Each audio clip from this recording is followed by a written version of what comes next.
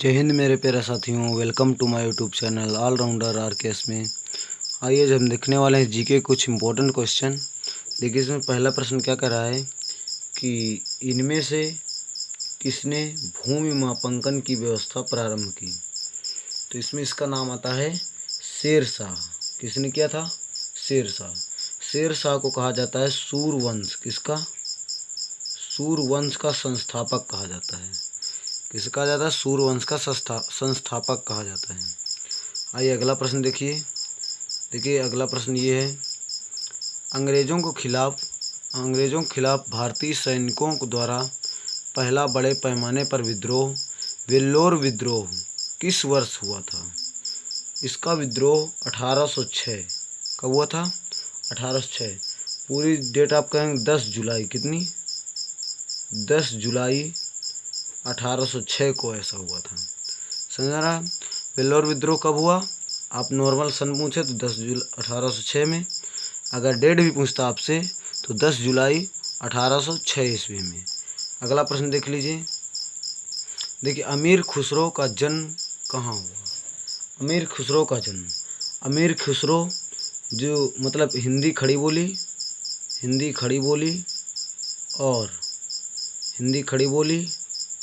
और तबला वादक के लिए जाने जाते थे। इनके दोनों को जनक कहे जाते थे। उनका जन्म देखिए जो यूपी होता है, यूपी के एटा नामक स्थान पर हुआ था। कहाँ पर? एटा। देखिए एटा ना हो ना तो कासगंज भी हम मार सकते हैं, क्योंकि कासगंज वहीं पड़ता है, पटियाला या कासगंज यूपी में सब है। पटियाला कासगंज का एक शहर है जहाँ जिसको कहते हैं एटा। अगर ये ऑप्शन में ना होता तो हम इसको कासगंज को मार देते हैं। ठीक है, तो अमीर खुसरो का जन्म कहाँ हुआ था? एटा में। कहाँ पड़ता है एटा? कासगंज, पटियाला की तरफ। और खड़ी बोली और तबला वादक के क्या थे? जनक थे, माने जाते थे। अगला प्रश्न देख लीजिए। देखिए प्रश्न अगला क्या कह रहा है, अलाउद्दीन खिलजी द्वारा बनाया गया प्रसिद्ध अलाई दरवाज़ा कहाँ स्थित है? अलाउद्दीन खिलजी ने जो दरवाज़ा बनवाया था, अलाई दरवाज़ा, तो वो है कहाँ? नई दिल्ली में। कहाँ है? नई दिल्ली में है। समझ में आ रहा है? ये कब बनाया था? 1311 ईस्वी में। कब बना था? आपको अगर डेट याद करना, सन याद करना, 1311 ईस्वी में ये बनाया गया था। ठीक है, आइए आगे बढ़ते हैं। देखिए भारत में सिकंदर लोदी का शासनकाल कब से कब तक चला? भारत में सिकंदर लोदी का शासनकाल कब से कब तक चला? तो इसका ऑप्शन होगा आपके पास 1489 से 1517 तक। कितना? इतना चला था। और देखिए ये किसका पुत्र था सिकंदर लोदी? आप कहोगे सर बहलोल लोदी। किसका? बहलोल लोदी। आप ये जो एक्स्ट्रा पॉइंट है इनको जरूर याद रखिए, बहलोल लोदी का पुत्र था। इसका मूल नाम क्या था सिकंदर लोदी का? इसका मूल नाम अगर बात किया जाए कि सर मूल नाम क्या है, तो इसका मूल नाम जिनाब खां था। क्या था? मैं इधर लिखता हूँ जरा सा, जिनाब खां इसका मूल नाम था। ठीक है, इसकी मृत्यु की अगर बात कब करेंगे, इसकी मृत्यु हुई थी 21 नवंबर कितने? 21 नवंबर और ये 1517 को। ठीक है, क्या हुआ था? इसकी मृत्यु हुई थी। कब हुई थी? 21 नवंबर 1517 को। किसकी? सिकंदर लोदी को। इसके पिता क्या नाम था? बहलोल लोदी। इसके बचपन का क्या नाम था? निजाम खां। देखिए कई प्रश्न एक साथ हम लेके चल रहे हैं एक्स्ट्रा पॉइंट के साथ। आइए अगला प्रश्न देखिए, महात्मा गांधी के निम्नलिखित में से किसे अपना राजनैतिक गुरु माना था? तो महात्मा गांधी के जो राजनैतिक गुरु थे वो गोपाल कृष्ण गोखले थे। कौन थे? गोपाल कृष्ण गोखले। ठीक है, ये केवल महात्मा गांधी के नहीं रहे, ये आपको आप नाम याद हो तो मोहम्मद अली जिन्ना। क्या?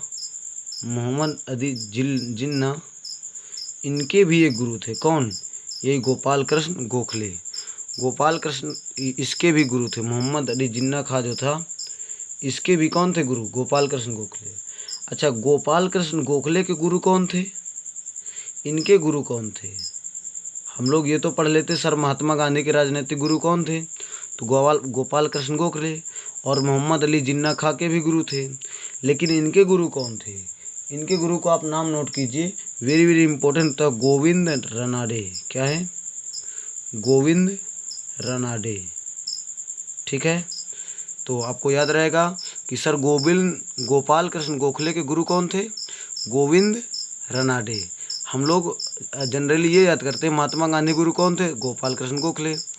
मोहम्मद अली जिन्ना खां के गुरु कौन थे? गोपाल कृष्ण गोखले। लेकिन इनके भी गुरु कौन थे? गोविंद रनाडे। आइए आगे बढ़ते हैं, अगला क्वेश्चन देखते हैं। अगला क्वेश्चन क्या कहता है, जरा समाप्त कीजिए।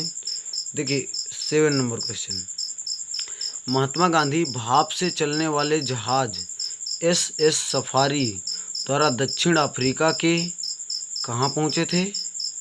कहाँ पहुँचे थे? आप इसका आंसर दीजिए। कहाँ पहुँचे थे भाई? ये पहुँचे थे डरबन। कहाँ पहुँचे थे? डरबन पहुँचे थे। और अगर पहुँचे कब पहुँचे थे तो आप इसका सन याद करिए, 1893। कब पहुँचे थे? 1893 में पहुँचे थे। ठीक है, तो भाप से चलने वाले जहाज SS सफारी द्वारा दक्षिण अफ्रीका के डरबन पहुँचे थे। कब पहुँचे थे? 1893 ईस्वी में। आइए अगला प्रश्न देखिए। इसमें अगला प्रश्न कहता है, साइमन कमीशन का विरोध करते हुए पुलिस हमले के कारण किस राष्ट्रवादी नेता की मृत्यु हो गई? तो इसका आंसर बनता है आपका लाला लाजपत राय। किसकी मृत्यु हो गई थी? लाला लाजपत राय को। साइमन कमीशन भारत कब आया था? 3 फरवरी 1928 को। कब? आपको डेट याद रखना पड़ेगा, 3 फरवरी सन 1928 को। इसका गठन कब हुआ? 1927 को। आया कब भारत? 1928 को। और आगे बढ़िए, अगला प्रश्न देखते हैं। इसी पर हमें एक नारा लगाया, साइमन गो बैक। क्या? साइमन गो बैक के नारे लगाए गए थे इसी में। ठीक है, तो मृत्यु किसकी हो गई? लाला लाजपत राय की। आइए आगे प्रश्न देखिए। अगला प्रश्न क्या कहता है हमसे, जवाहरलाल नेहरू के नेतृत्व में मुस्लिम लीग अंतरिम सरकार में कब सम्मिलित हुई थी? तो इसका कोई आंसर आपको बताना होगा कि क्या होगी। कमेंट कीजिए, आप वीडियो को रोकिए और कमेंट कीजिए। तो इसका आंसर जानते हो क्या होगा? इसका आंसर होता है 24 अक्टूबर 1946। देखिए 1946 हर इसमें दिया है, तो हमें ये देखना पड़ेगा कि सर मंथ कौन और डेट कौन सी है। तो 24 अक्टूबर 1946 में। ठीक है, आइए अगला प्रश्न देख लीजिए। अगला प्रश्न क्या कहता है कि सर चंपारण में 1917 में चंपारण सत्याग्रह किस राज्य में हुआ था? देखिए बिहार में एक चंपारण पड़ता है ना, तो वहीं से सत्याग्रह स्टार्ट हुआ था। ठीक है, और इसकी अध्यक्षता किसने किया था? सर महात्मा गांधी जी ने। किसने किया था? महात्मा गांधी जी ने। ठीक है, इसकी अध्यक्षता किया था। आइए आगे देखिए। श्री जयसल बांध किस नदी पर बनाया गया है? क्या है? श्री जयसल बांध किस नदी पर बनाया गया है? तो इसका आंसर आप बताइए क्या होगा। इसका आंसर होता है कृष्णा नदी पर। किस नदी पर बनाया गया है? कृष्णा नदी पर श्री जैसलमेर झेलम बांध बनाया गया है। ठीक है, आइए आगे बढ़िए, अगला प्रश्न देख लीजिए। देखिए अगला प्रश्न, इसमें क्या, दक्षिण भारत की नदियाँ प्रमुख रूप से निम्न में से कौन सा अपवाह तंत्र रखती हैं? तो दक्षिण भारत की नदियाँ जो होती हैं वृक्षानुमा अपवाह तंत्र रखती हैं। कौन से रखती हैं? वृक्षानुमा अपवाह तंत्र। रोहतांग दर्रा भारत के किस राज्य में स्थित है? रोहतांग दर्रा की बात कर रहा है, भारत के किस राज्य में स्थित है? ये तो सर हिमाचल प्रदेश में स्थित है। कहाँ स्थित है? हिमाचल प्रदेश में। आइए अगला प्रश्न देख लेते हैं। उत्तरी अंडमान का उच्चतम बिंदु 732 मीटर पर स्थित है। स्थित कहाँ पर स्थित है? आपको ये बताना होगा। देखिए इसमें उत्तरी अंडमान का उच्चतम बिंदु 732 मीटर पर स्थित कहाँ पर है? आप कहोगे सर ये सैंडल में है। कहाँ है? सैंडल में है। देखो आपका अगर देवमाली होता है तो ये कहाँ है? उड़ीसा के कोरापुर ज़िले में है। देवमाली कहाँ है? सर उड़ीसा के कोरामाली, क्या है? कोरापुर ज़िले में है। देवमाली कहाँ है? उड़ीसा राज्य के कोरापुर ज़िले में है। ठीक है, वहीं पर अगर हम बात करें करोह कहाँ है, तो आपके हरियाणा, कहाँ? हरियाणा के पंचकुला ज़िले में है। कहाँ है? हरियाणा के पंचकुला ज़िले में। आप कमेंट करके बताइए यहाँ पर कौन से खेल अभी खेले गए थे पंचकुला में। और अगर ये लास्ट बता है बिलिंग छिप जो था ये कहाँ है? ये कहाँ पर है? ये त्रिपुरा में। कहाँ है? त्रिपुरा। आप इसे पढ़ लीजिए, जो भी हो आप देख लीजिए। तो हमारा आंसर क्या बनेगा सर? सैंडल, क्योंकि उत्तरी अंडमान का उच्चतम बिंदु 732 मीटर पर स्थित सैंडल चोटी है। क्या है? सैंडल चोटी है। तो हमारा ऑप्शन सी बनेगा। आइए अगला प्रश्न देखते हैं। अगला प्रश्न क्या कहता है कि सर भौगोलिक इतिहास के अनुसार भारत का प्राचीनतम पर्वत कौन सा है? आप जानते हो क्या है? अरावली। कौन सा है? अरावली पर्वत है। समझ में आ रहा है ना? तो हमारा आंसर क्या बनेगा इसका? आप कहोगे सर अरावली। कौन सा बनेगा? अरावली, है ना? आगे बढ़िए। आगे क्या होता है? ये अरावली पहाड़ी कहाँ है? राजस्थान में। कहाँ है? राजस्थान में। ये भी पॉइंट आपको याद होना चाहिए। अरावली पहाड़ी पर एक आबू है जिसका नाम कहते हैं माउंट आबू। क्या कहते हैं? माउंट आबू। आपने नाम सुना होगा। माउंट आबू में एक शिखर है जिसका नाम होता है गुरु शिखर। क्या होती है? गुरु शिखर। याद है क्या? इसकी ऊंचाई कितनी है? आप कहोगे सर 1722 मीटर है। तो क्वेश्चन आपसे बहुत सारे हो गए। देखिए, भौगोलिक इतिहास के अनुसार भारत का प्राचीनतम पर्वत कौन सा है? आप कहोगे अरावली। अरावली कहाँ है? राजस्थान में। अरावली में एक आबू है जिसका नाम होता है माउंट आबू। माउंट आबू में एक शिखर है जिसका नाम गुरु शिखर, जिसकी ऊंचाई कितनी है? 1722 मीटर है सर। आइए अगला क्वेश्चन देख लेते हैं। समझ में आ रहा है दोस्तों? अगर वीडियो पसंद आया तो लाइक ज़रूर कीजिएगा बच्चों। आइए आगे देखते हैं। किसान क्रेडिट कार्ड योजना किस वर्ष लागू की गई? किसान क्रेडिट कार्ड योजना किस वर्ष लागू की गई? तो कमेंट कीजिए इसका आंसर। आपका इसका आंसर क्या बनेगा? किसान क्रेडिट कार्ड 1998-99 में। कब लागू की गई थी? 1998-99 में। आइए अगला प्रश्न देख लेते हैं। और अगला प्रश्न क्या है? कलकत्ता, जो कि अब क्या कहते हैं उससे? कोलकाता में भारतीय सांख्यिकी संस्थान की स्थापना किसने की थी? तो इसका आंसर होता पीसी महालनोबिस। क्या थे? कौन थे? पीसी महालनोबिस। आइए अगला प्रश्न देख लेते हैं। देखिए, ज़्यादा डिटेल बताएंगे तो वीडियो लंबा हो जाएगा, इसलिए आप थोड़ा मैनेज कीजिए। जहाँ ज़रूरत पड़ेगी मैं आपको बता दूंगा। भारत के सकल घरेलू उत्पाद जीडीपी में कृषि योगदान लगभग कितने % है? कृषि योगदान परसेंट, देखिए इस क्वेश्चन को आयोग ने माना था 25%, लेकिन ये गलत है। इसका आंसर बनता है 15%। अगर 21 रेसी डाटा की बात करें, देखिए कृषि पर योगदान, अगर कृषि की बात करेंगे, कृषि पर जीडीपी का खर्च कितना आता है? आपको अक्सर 15 पॉइंट लगभग 11% आता है। ठीक है। वैसे उद्योग क्षेत्र की बात करेंगे, अगर उद्योग क्षेत्र की, ये देखो सारे क्वेश्चन पूछे जाते हैं, इसमें 31.12% होता है। अगर इन पर सेवा क्षेत्र की बात करते हैं, किसकी सर? सेवा क्षेत्र की। सेवा क्षेत्र में क्या होता है? इसमें सबसे ज़्यादा 53.77% लगभग होता है। तो आयोग ने इसको 25% माना था, जबकि गलत है। कृषि योगदान पर लगभग इसका 15% खर्चा होता है। कितना? 15%। आइए आगे बढ़ते हैं। धान का न्यूनतम समर्थन मूल्य क्या होता है? धान का न्यूनतम समर्थन मूल्य जो होता है 1410 रुपये प्रति कुंटल होता है। कितना होता है सरकारी आंकड़े में? 1410 रुपये प्रति कुंटल होता है। अगला प्रश्न देख लीजिए। देखिए अगला प्रश्न क्या कहता है, वेरी वेरी इंपॉर्टेंट हो जाएगा आपकी परीक्षा की दृष्टि से। इसमें क्या होता है, यहाँ पर क्वेश्चन क्या करें, निम्नलिखित में से कौन सा पीत क्रांति से संबंधित है? पीत क्रांति बोले या पीली क्रांति बोले, तो इसमें ऑप्शन आपका कहना जाए तिलहन। अगर मत्स्य उत्पादन बोले, क्या बोले, मत्स्य उत्पादन किसकी कौन सी क्रांति होती है सर? नीली क्रांति। कौन सी क्रांति होती है? नीली क्रांति। किसके लिए? मत्स्य उत्पादन की। अगर दुग्ध उत्पादन के लिए कौन सा होता है? दुग्ध उत्पादन के लिए तो आपको श्वेत क्रांति। क्या होता है? यहाँ इधर लिखता हूँ आपको, श्वेत क्रांति दुग्ध उत्पादन के लिए। ठीक है। हरित क्रांति में अनाज, हरित क्रांति में क्या होता है? खाद्यान्न उत्पादन। क्या होता है? हरित क्रांति के यहाँ चला जाएगा, हरित क्रांति। ये सारे क्वेश्चन पूछते हैं। तो हमारा आंसर क्या बनेगा सर? पीत क्रांति बोला तो तिलहन। अगर मत्स्य क्रांति होता तो नीली क्रांति है। अनाज उत्पादन हरित क्रांति। वहीं पर दुग्ध उत्पादन की बात करेगा तो सर श्वेत क्रांति। आइए आगे बढ़ते हैं और अगला क्वेश्चन देखने की कोशिश करेंगे। देखिए निम्नलिखित में से किसने पहले 1935 में संविधान सभा का सुझाव प्रस्तावित किया था?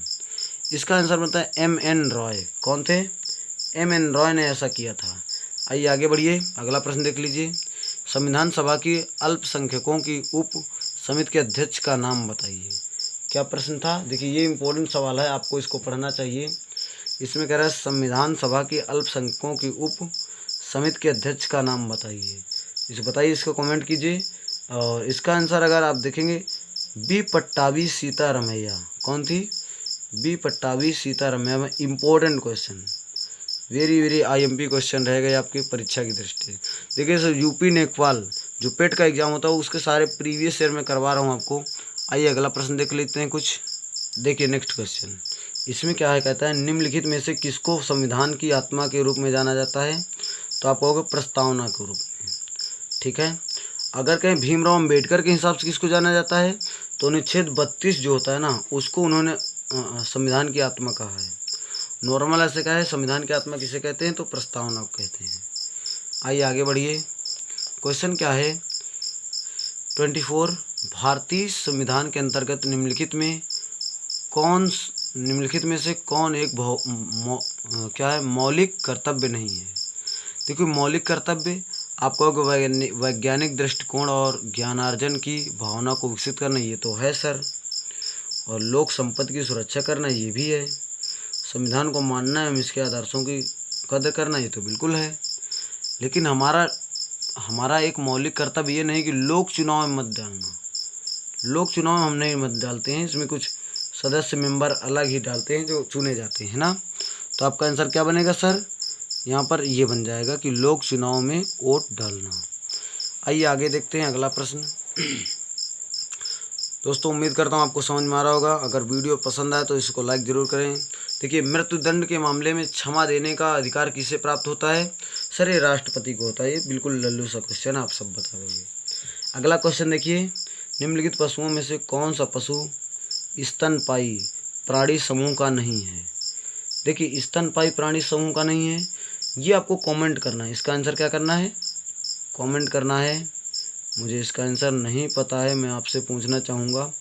तो क्वेश्चन नंबर 26, इसका ऑप्शन देख लीजिए आप, इससे मुझे कमेंट कर देना इसका आंसर। देखते हैं आप कौन कितने लोगों को बच्चों को क्वेश्चन आएगा। अगला प्रश्न देखिए, तो इसका आंसर क्या करना, आपको कमेंट कर देना कौन सा नहीं है। देखिए जीव की आंतरिक संरचना का अध्ययन करने वाला शास्त्र क्या कहलाता है? सर वो कहलाता है शरीर रचना विज्ञान। क्या कहलाता है? शरीर रचना विज्ञान। आइए अगला प्रश्न देखिए। अगला प्रश्न क्या कहता है, ये फिजिक्स से क्वेश्चन लिया गया, केमिस्ट्री से। निम्नलिखित में से कौन सा मान एक क्षारीय विलयन के pH मान का प्रतिनिधित्व करता है? देखिए अगर pH मान किसी का 0 रहेगा, 0 नहीं, यहाँ से 7, सुनना गौर से, 7, तो ये उदासीन है। कैसा है? उदासीन है। और वहीं पर अगर 7 से प्लस में रहेगा, और एक आती है 7 से माइनस में कंडीशन। देखिए 7 से जैसे ही हो जाएगा तो प्लस में जाएगा तो क्षारीय, और 7 से कम होगा तो क्या कहलाएगा? सर अम्लीय कहलाएगा। क्या कहलाएगा? अम्लीय कहलाएगा। तो यहाँ पर वो कह रहा था क्षारीय pH मान प्रकृति किसकी है? तो 7 से जो ज़्यादा होगा वही तो क्षारीय होगा। तो यहाँ पर देख लीजिए क्षारीय कौन है, तो ऑप्शन सी 10 लिखा है यहाँ पर। अम्लीय के लिए आपको 7 से कम होना चाहिए, और अगर 7 है तो उदासीन होता है। आइए आगे देखिए, इसमें क्वेश्चन 20 ये है। इसमें क्या कह रहा है कि सर न्यूट्रॉन की खोज किसने की? ईंट पर नाच, आपको भी पता है ना, तो नाच से चैडविक है ना। ईंट पर नाच क्या है? ईंट पर नाच मतलब ई से इलेक्ट्रॉन कोई खोज थॉमसन ने किया, पा से प्रोटॉन से रदरफोर्ड ने किया, नाच ना का मतलब न्यूट्रॉन की खोज किसने किया? चैडविक ने किया। तो हमारा ऑप्शन कौन बनेगा? James Chadwick. ठीक है। देखिए आयतन की एसआई इकाई क्या है? क्या पूछा? आयतन की एसआई इकाई क्या है? तो उसका आंसर घन मीटर होता है। क्या होता है? घन मीटर। अगर यहीं पर पूछता सीजीएस पद्धति में मात्रक बताइए आयतन का, तो उसको कहते हैं घन सेंटीमीटर। क्या होता है? घन सेंटीमीटर। तो दोस्तों आज की क्लास में इतना ही, मिलते हैं अगली क्लास में। आपको कैसी लगी ये क्लास मुझे कमेंट करके ज़रूर बताइए। देखिए हमने आपको जितना हो सका हमने आपको बताने की कोशिश किया। और ये वीडियो कैसी लगी आपको मुझे ज़रूर कमेंट करके बताना है। और वीडियो पसंद आए तो ज़रूर लाइक करें। और हाँ, अगर चैनल पर आप नए हैं तो चैनल को सब्सक्राइब जरूर करें। और मिलते हैं अगली क्लास में। Thank you.